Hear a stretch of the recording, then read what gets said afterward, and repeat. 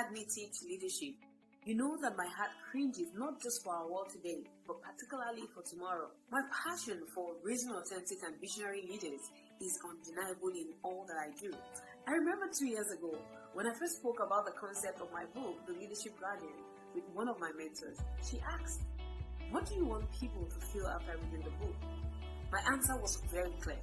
I want the readers to be sober, become more aware of their awesomeness, and be ignited for 360 degrees transformation in every area of their life. The reviews from the independent readers of the Leadership Guardian has been overwhelming. The Leadership Guardian is truly a transformational movement for those who are tired of mediocrity and are ready to lead a 360-degree transformation in their lives. While I cannot wait for this book to grace your shelves, I most importantly cannot wait for the Leadership Guardian to grace your heart. Let me talk to you today.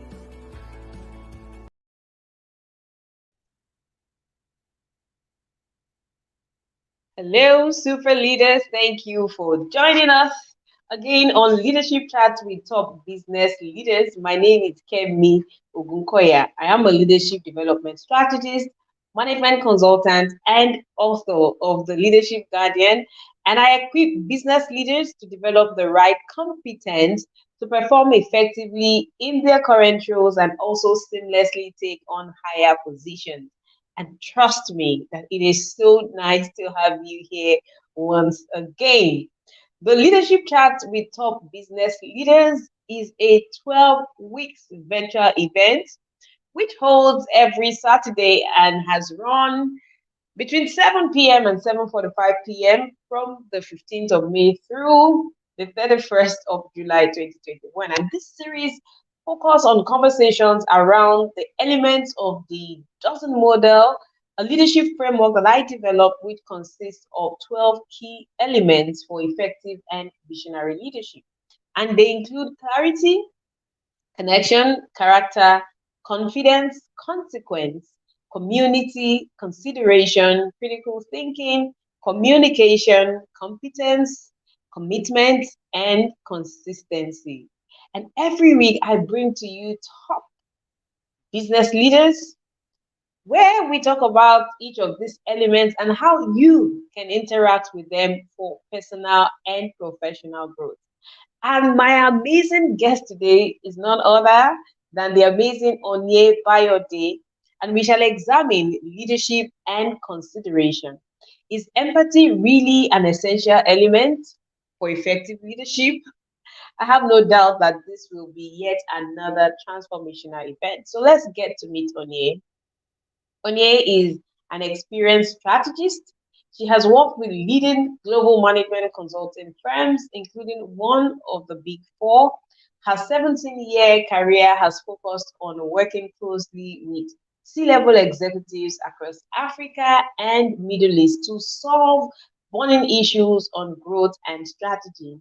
She's currently the head of consulting and analytics East Africa for the largest payment company in the world, responsible for 11 markets, and this includes Kenya, Ethiopia, Tanzania, Mauritius, Rwanda, Uganda, Seychelles, amongst others. She also leads the digital banking consulting unit across sub-Saharan Africa in an acting position. Onie has received several executive certificates in strategy and leadership from INSEAD, London Business School, Harvard Business School, and Oxford Said Business School. She has also authored several leadership publications on the financial services landscape in Africa.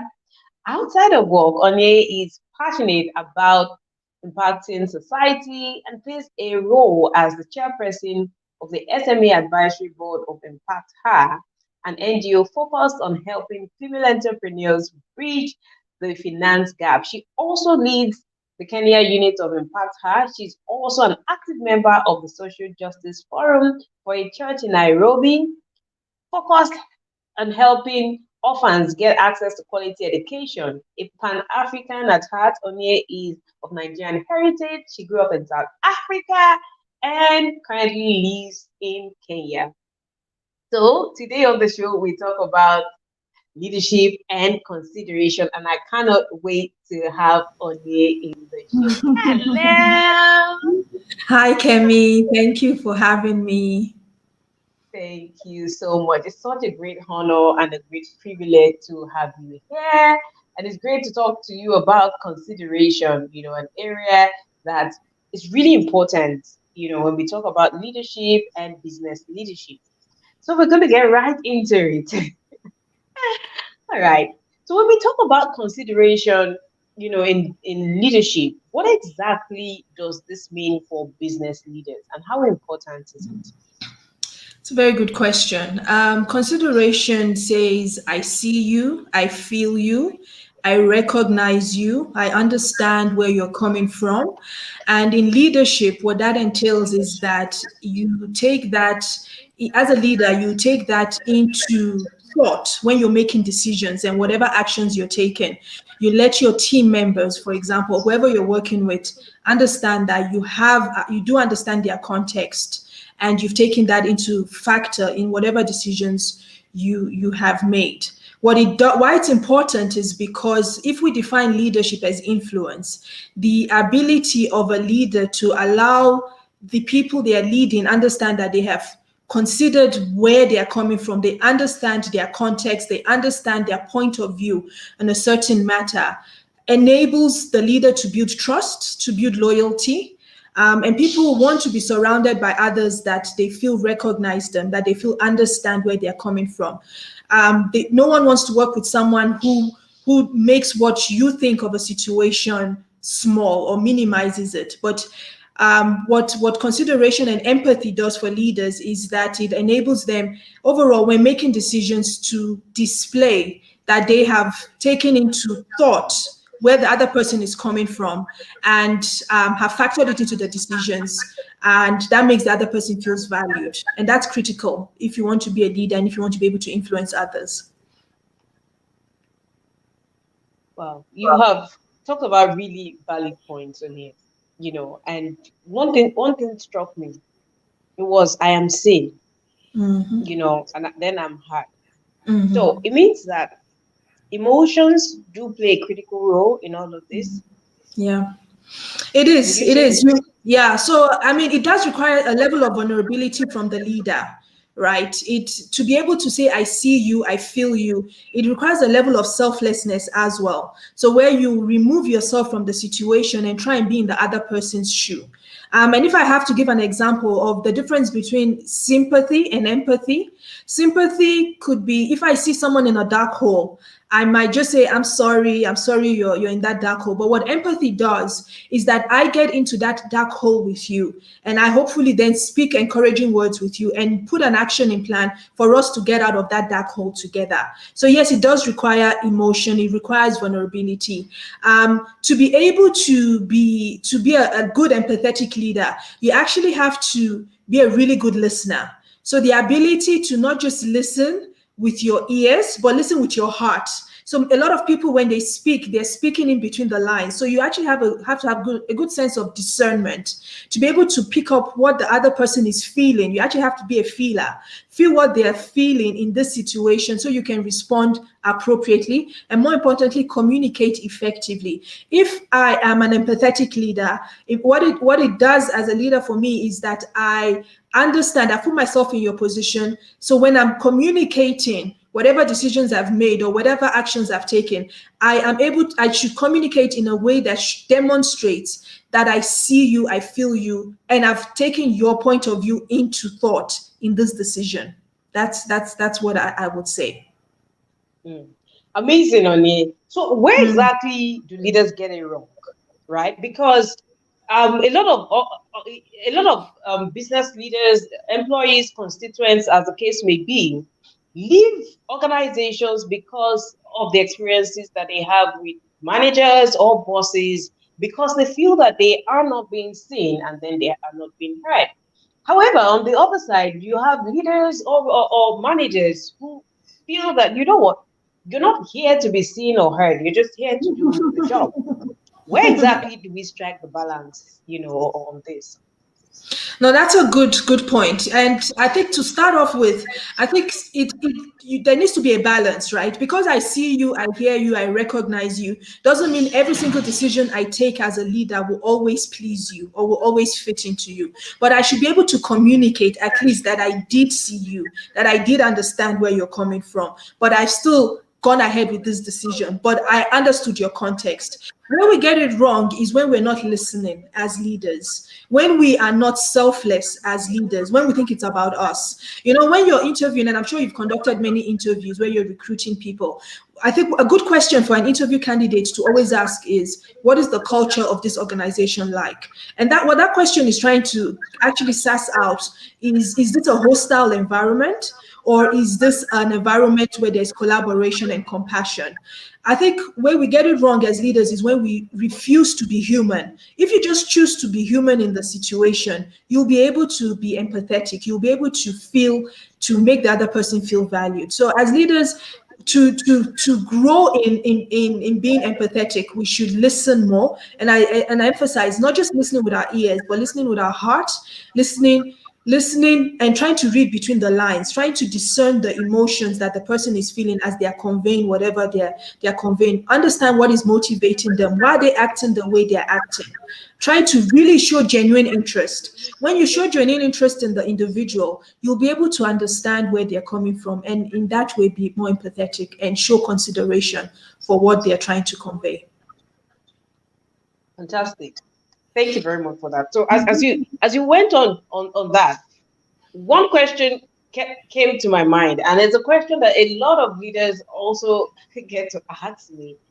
And they're like, okay, so in all of this, how am I able to really ascertain the bottom line? You know, how does this really impact my business?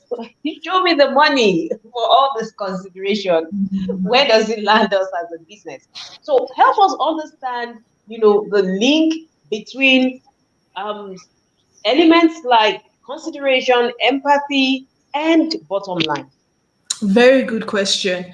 You know, when you think about employee retention, right, loyalty and trust, productivity, employee wellness, then you know that empathy is actually the most important thing if you want to build a strong team where they feel safe and they feel secure. If you have a high turnover rate, just focused on the bottom line, where you're thinking just the target, your people are not motivated. If they're not motivated, they'll actually do the barest minimum. And when they do the barest minimum, your profitability levels will actually not soar.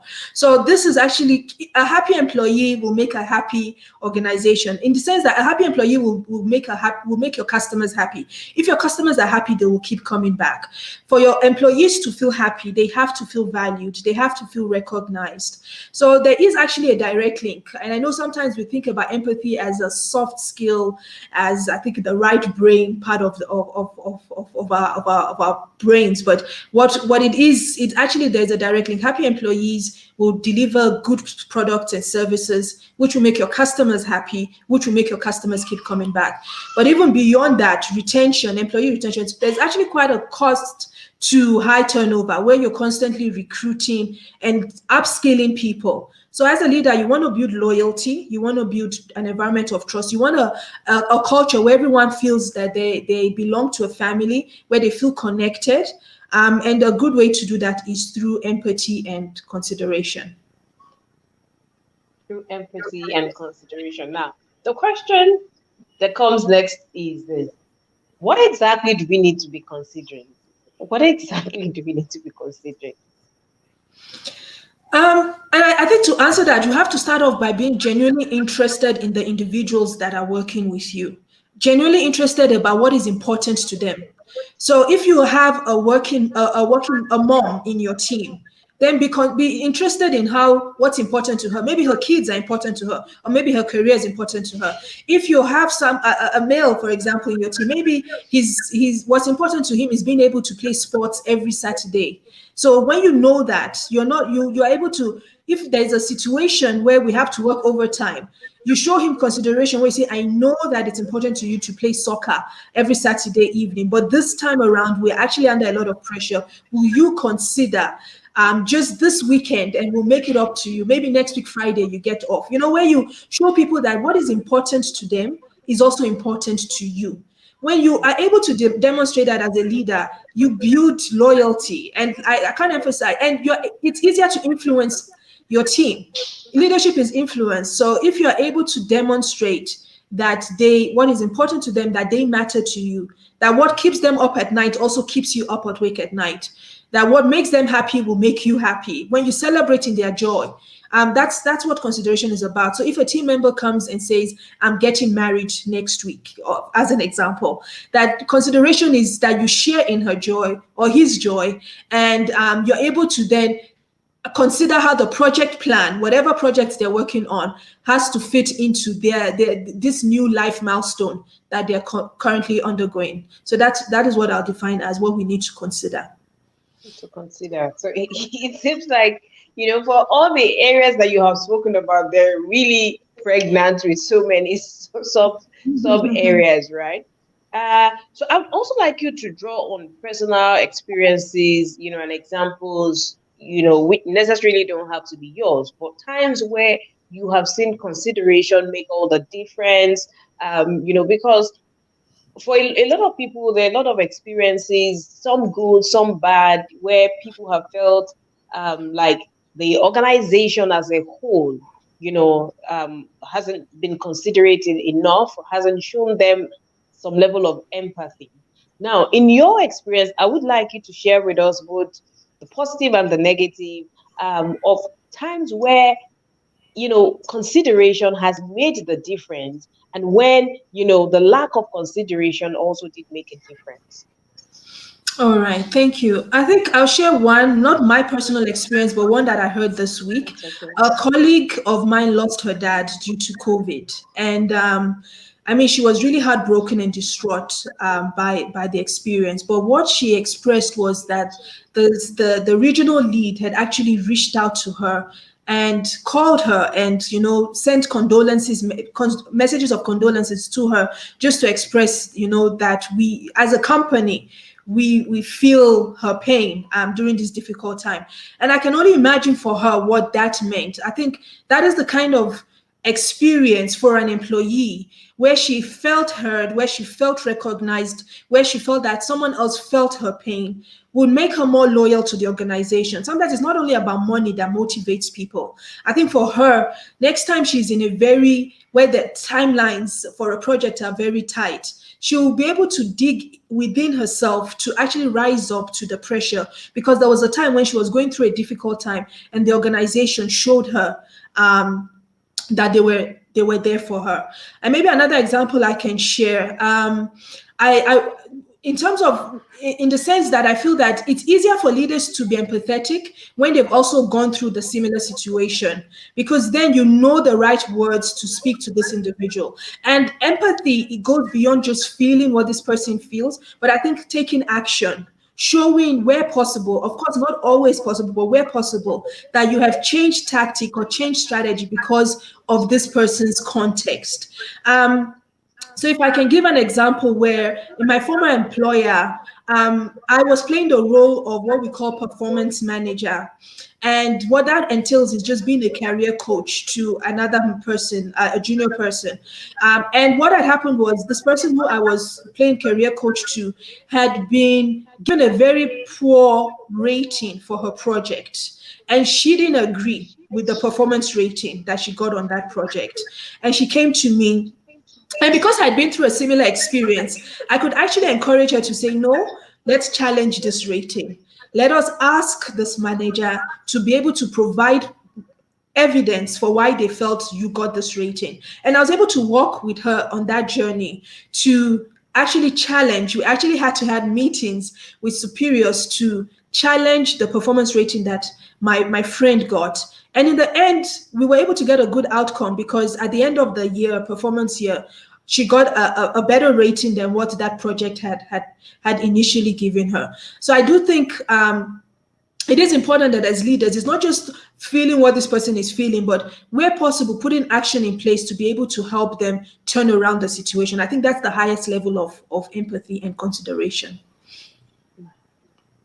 Really great stories, and experiences that really bring to light some of the conversations that we are already having around it. Now, when you also talk about, because I know you're a strategy person, right? So how are we able to, incorporate high level of emotional awareness? How are we able to incorporate high level of, empathy into our structure, and I mean strategically now as organizations or Good. business leaders, as the case may be? Good question. I don't know if you've heard it. There's a famous quote, I think it's Peter Drucker, that says strategy, culture will eat strategy for breakfast, right? So Mhm. yes, we might have a beautiful strategy, 5-year growth plan, and we have all these targets that we want to meet, and this customer segment we want to grow into, and this market we want to enter into. But it's actually the people that will deliver on the strategy. The strategy is not the piece of document, it's not the PowerPoint, it's the human beings on the team that will deliver that.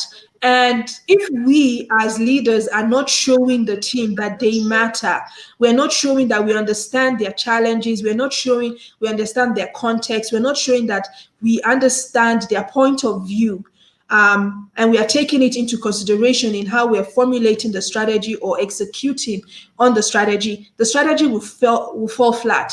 People need to feel important so that they are motivated. People need to feel valued so that they keep giving of themselves to whatever objectives the organization have set.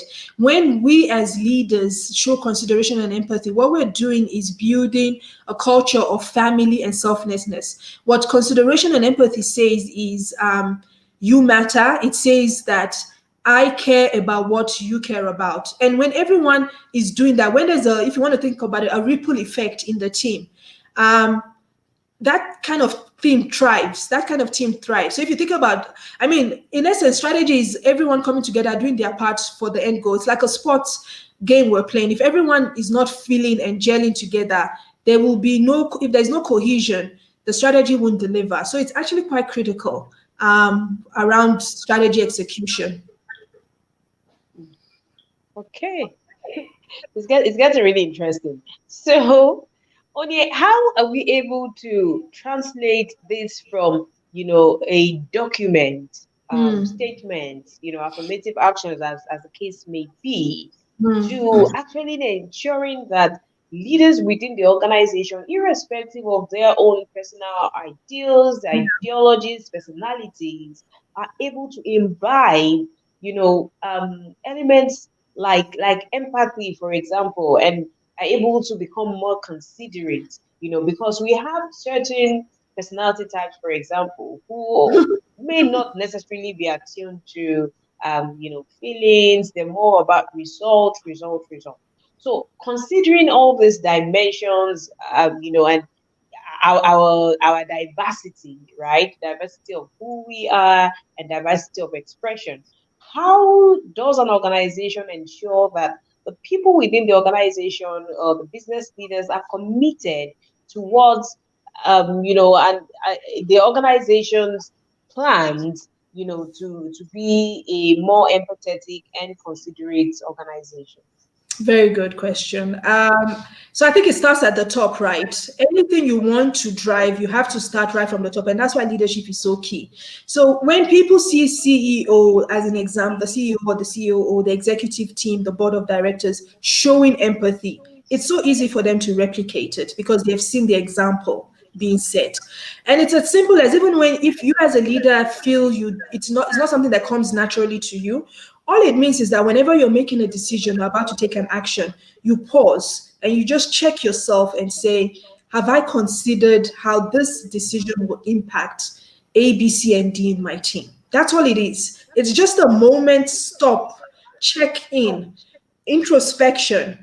How will this decision impact this person based on their context? But to do that effectively, you have to have been gathering information about their context so that by the time it's time to make those decisions and actions, you actually have enough information.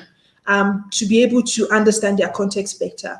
Another way is if you as a leader find that you are not empathetic enough, because this is something that can grow over time. I don't think everyone is born empathetic. It's something that you can grow into.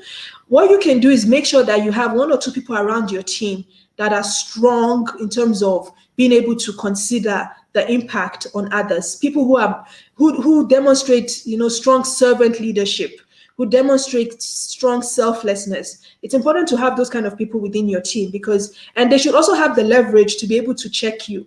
So not just having them in the team, but when they raise what they think you should be considering, you shut them down. But be willing to listen when those people within your team empower them to be able to actually speak up.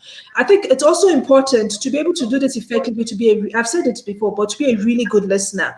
Listen, and if you show genuine interest, you'll be able to get the information that you need. But it also requires flexibility.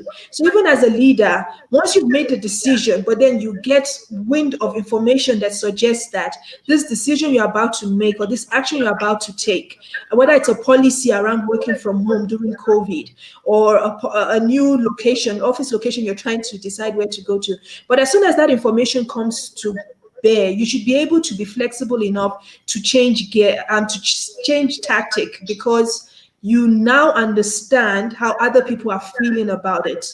But ultimately, I think as a leader, being vulnerable. If in a team meeting, I share as an example and say, oh, guys, team, I'm feeling this way. Maybe, God forbid, you've lost a friend due to COVID as an example, and you're expressing how it's making you feel. Then to open up the doors for others to also share. So it does require the leader to set the example around vulnerability, and then others will follow. Absolutely, they will. Now, this entire series, is premised on the dozen model leadership framework, and the dozen model consists of 12 key elements.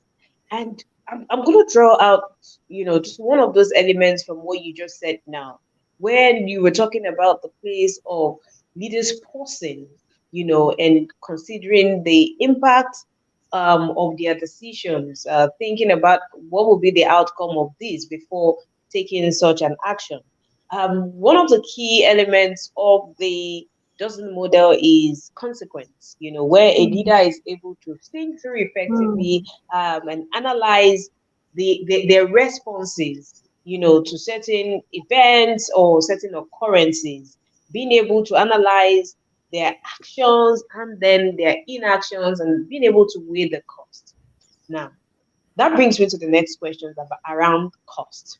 Okay, because when we talk about consideration, for example, there's a cost to it, and some are quick to look at the negative cost. So you were talking about the example of someone who had to, who was dealing with grief, and for some it may be okay to say, what, take some time off work.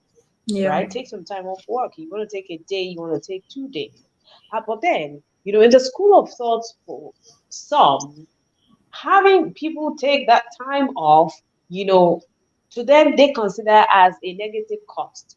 So how exactly do we balance, the cost of consideration in terms of the negatives and then the positive, if there's anything like that?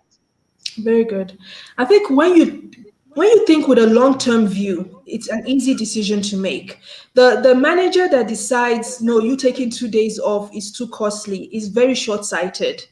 And a strong leader, a visionary leader, an effective leader actually does not just think with tunnel vision, but you think broader, right? So if you think about the level of loyalty you will gain from that employee, the level of effectiveness, because they might be sitting in the office for those 2 days, but are not productive. But if you're thinking short term, you're thinking, I need to see them here so that I know that they are effective and they are working because you're paying them a salary. But if you're thinking more long term and you're thinking selflessly, actually, which is what leadership should be about. Then you will know that it's an easy decision to allow the person to take extensive time off to heal and then to come back and then to be productive. I think that the kind of manager, and I will use the word manager, that person is not a leader if they are more concerned about the 2 days that will be lost in a project, for example. That person's a manager. That's not a leader. That's a micromanager, actually. Because even those 2 days, if you needed to have a conversation with the client to explain that, yes, we had promised we would deliver X, Y, and Z today, or in whatever date, and now we will be 2 days delayed, I believe your client will actually understand. So, yeah, I believe if we actually make the effort, or we find someone else in the team to stand in over those 2 or 3 days, but there is no way a leader who decides that you are important and you are valued and you're recognized will lose out in the longer term. I absolutely agree with you, Onie. And one very key thing that you have said is to be able to just quickly distinguish, the fact that such a person doesn't wear the hat of a leader. And Yeah. we know that the workplace today is fast evolving, is becoming more dynamic. And of course, what the workforce needs is totally different than what it was a few years ago. So I Yeah.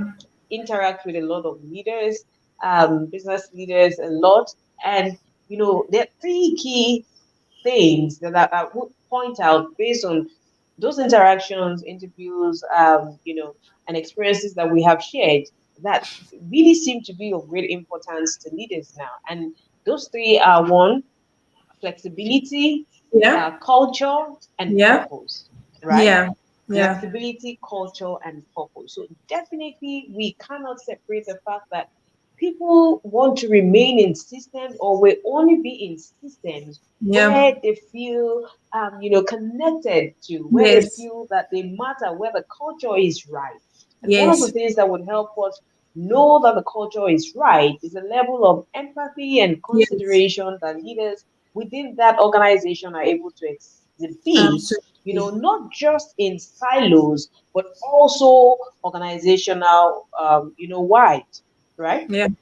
Agreed completely. And I like the angle you All have right. brought around the new generation, right? So we do, again, we have a different mindset. We have a different workplace than we did several years ago. So if we want to remain the employer of choice, if we want to be getting the best talent in the world, then we need to adapt to the times. And as you've said, flexibility, the culture, a purpose is what is driving, not, oh, you were supposed to deliver this, where is it? I should be able to work anywhere.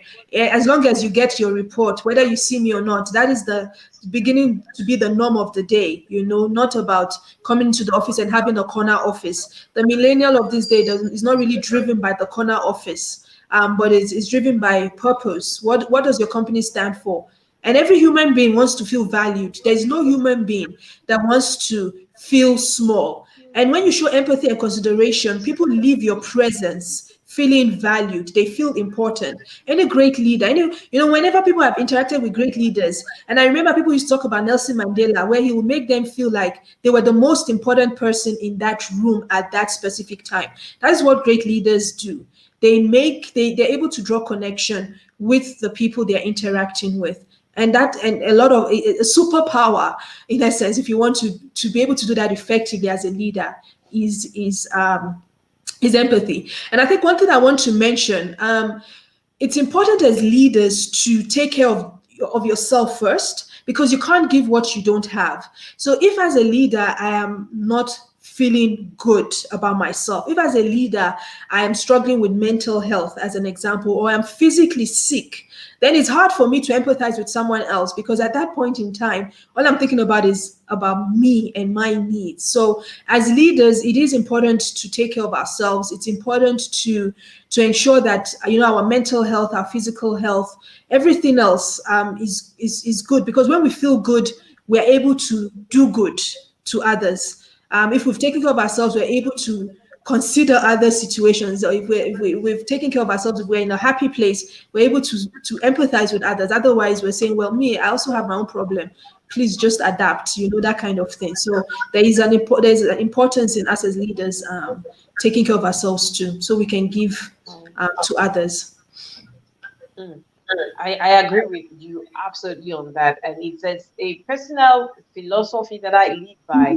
You know, I'm probably sounding like a broken record of this already, but it is that you cannot become better at what you do unless you become better at who you are, and Wow, that's you powerful. saying that is absolutely in line with that you cannot draw from an empty cup. So you cannot say you want to uh, be able to empathize and then be Mm. considerate and really care for people when you don't care for yourself or care about yourself.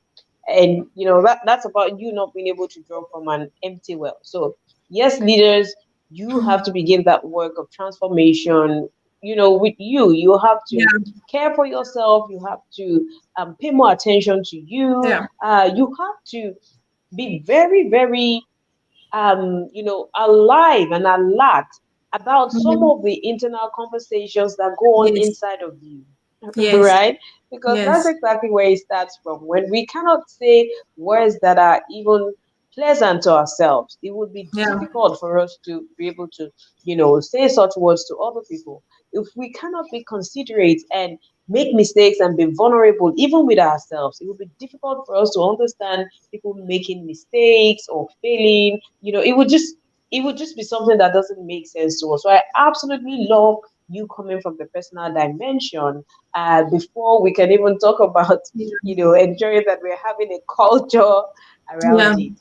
Now, yeah. now, Onie, what are some of your strategies for remaining empathetic, being able to exhibit great level of consideration? Because I say that you can unconsciously become a bad leader, right?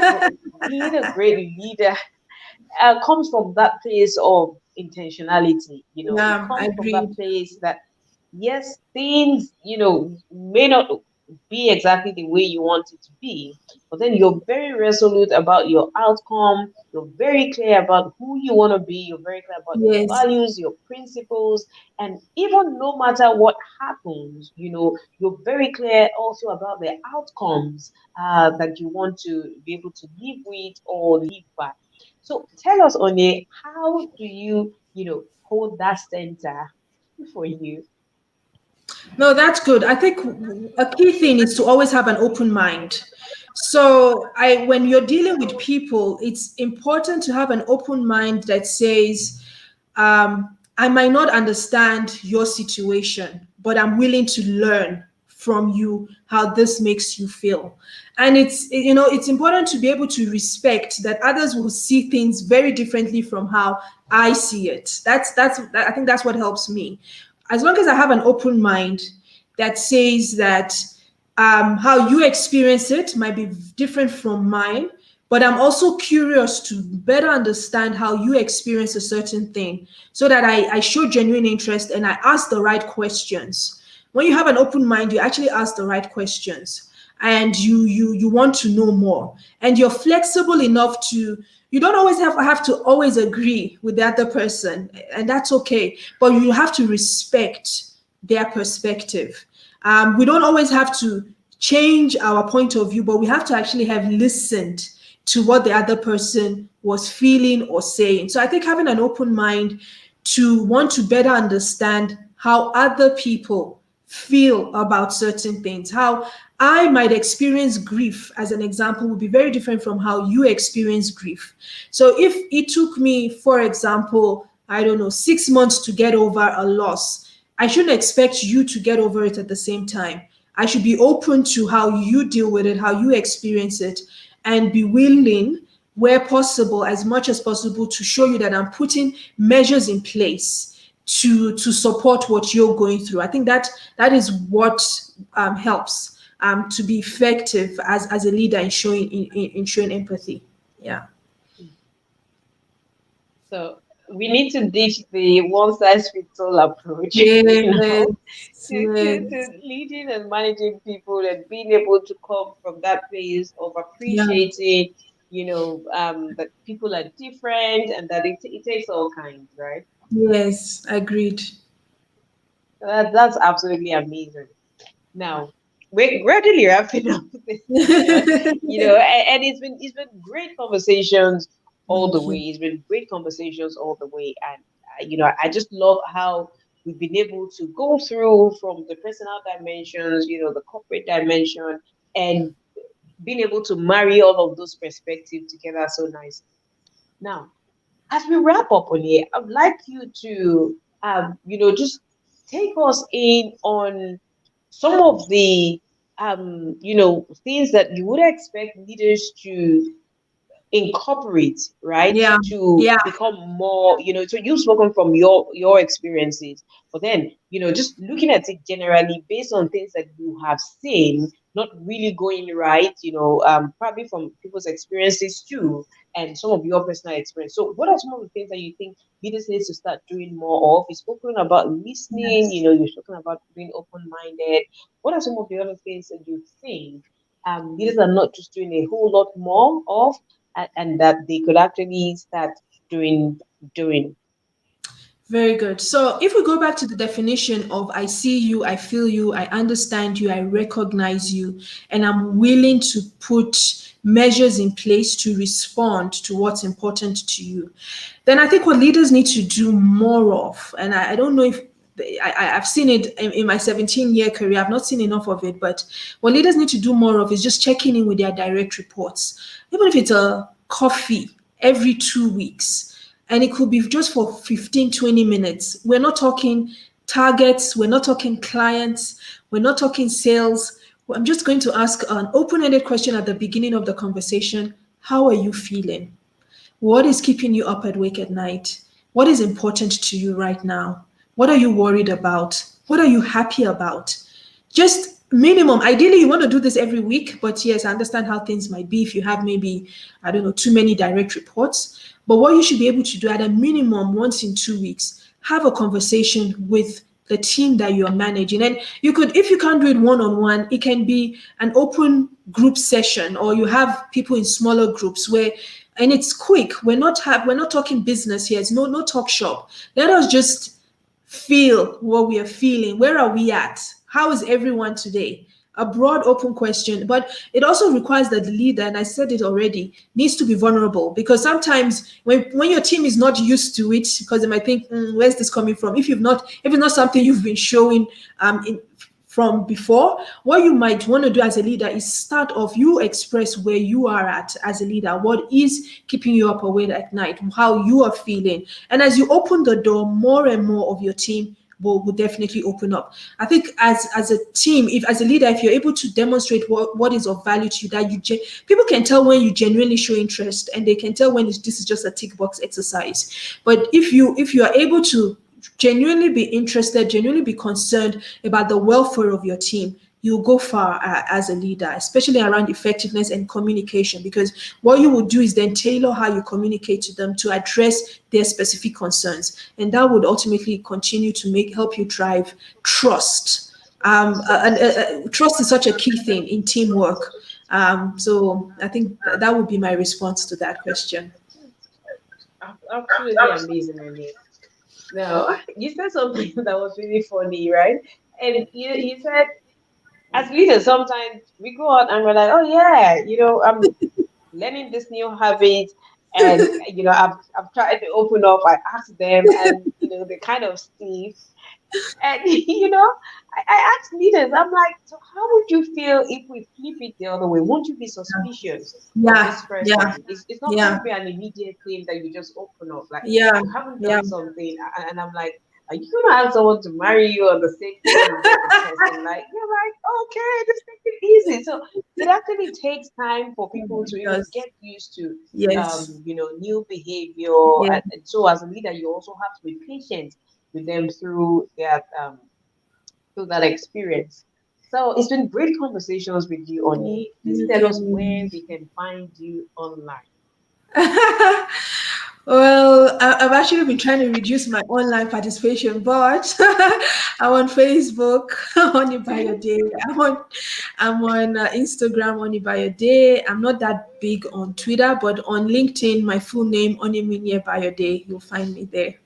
Please connect. Yeah. All right, Thank all right, you. all right. Because I'm sure people may have questions or have thoughts that they would like to share from this great an insightful session that we have had today. So, guys, Thank you. connect with Onie, and I'm sure you just know how amazing she is already. So I don't have to go on and on about that. Thank Onie, you. thank you so much for being on the show. You have shared with us really amazing tips, nuggets. Thank you everyone who have joined in.